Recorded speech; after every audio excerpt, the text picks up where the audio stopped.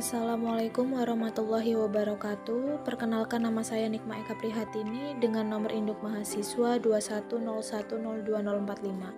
Yang terhormat Ibu Etika Dewi Cahyaningrum, SST, Skep, NS, MK selaku dosen pembimbing saya, dan Ibu Novita Ranti Muntiari, Skom, Mkom selaku dosen mata kuliah Sistem Informasi Berbasis Komputer. Tujuan saya membuat video edukasi dengan judul diare pada anak adalah untuk memberikan edukasi kepada ibu-ibu tentang penyakit diare pada anak. Baik, sebelum kita ke materi, alangkah baiknya jika kita mengucapkan basmalah terlebih dahulu secara bersama-sama. Bismillahirrohmanirrohim. Baik, langsung saja kita ke materi diare pada anak. Baik, yang pertama ada pengertian diare menurut WHO, bahwa diare adalah suatu kondisi di mana seseorang buang air besar dengan konsistensi lembek atau cair, bahkan dapat berupa air saja dan frekuensinya lebih sering dari biasanya, 3 kali atau lebih dalam satu hari.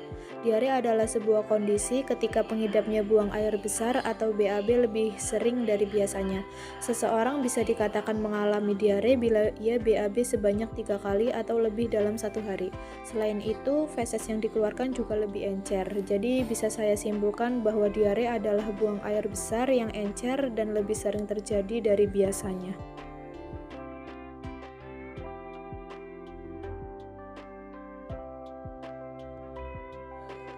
Baik, yang kedua ada patofisiologi diare.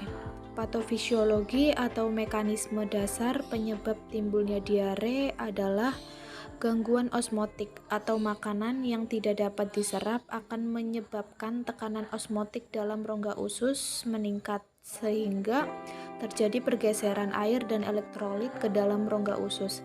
Isi rongga usus berlebihan sehingga timbullah diare.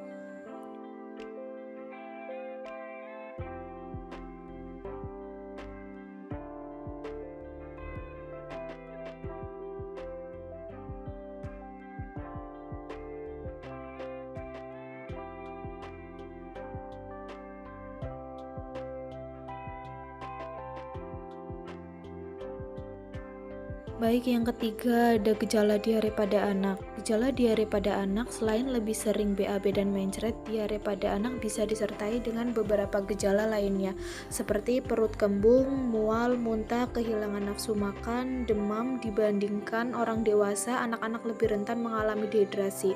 Oleh karena itu, orang tua perlu waspada terhadap tanda-tanda dehidrasi pada anak. Contohnya seperti lemas, mata cekung, mulut dan bibir kering, tubuh terasa dingin, kehausan, atau justru tidak mau minum sama sekali. Jumlah urin sedikit atau warnanya kuning pekat kecoklatan. Saat menangis air mata hanya keluar sedikit atau tidak ada sama sekali dan tampak mengantuk terus-menerus.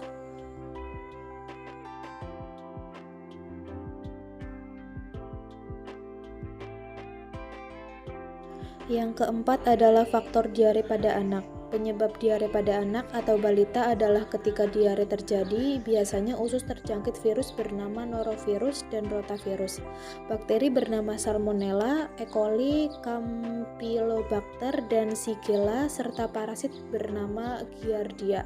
Pada anak, diare sering disebabkan oleh parasit yang merupakan organisme kecil yang ditemukan dalam makanan atau minuman yang terkontaminasi. Konsumsi antibiotik, masalah medis seperti celiak, radang usus, dan intoleransi laktosa. Yang paling penting soal penyebaran diare adalah tergantung pada perilaku dan faktor lingkungan.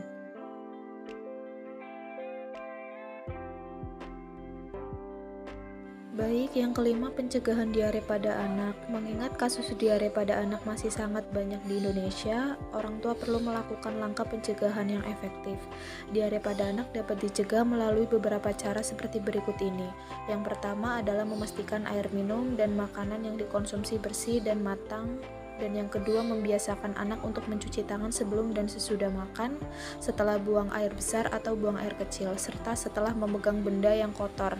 Yang ketiga, memberikan ASI pada anak berusia kurang dari 2 tahun untuk meningkatkan daya tahan tubuhnya. Yang keempat, memberikan anak makanan yang bergizi dan bermanfaat untuk pencernaannya. Dan yang terakhir, yang kelima, memberikan vaksin rotavirus.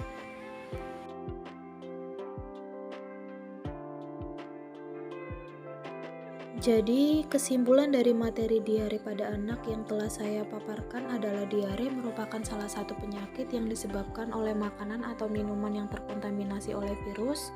Oleh sebab itu, perlu mendapatkan perhatian khusus dan dilakukan dengan melakukan penyuluhan mengenai pola hidup bersih dan sehat bagi siswa dan siswi sekolah dasar. Hal ini dilakukan karena masih kurangnya pengetahuan mengenai pola hidup bersih dan sehat di kalangan anak-anak. Selain itu, penyuluhan bagi siswa dan siswi sekolah dasar sangat bermanfaat untuk menanamkan nilai-nilai kesehatan sejak usia dini, khususnya untuk mencegah penyakit diare.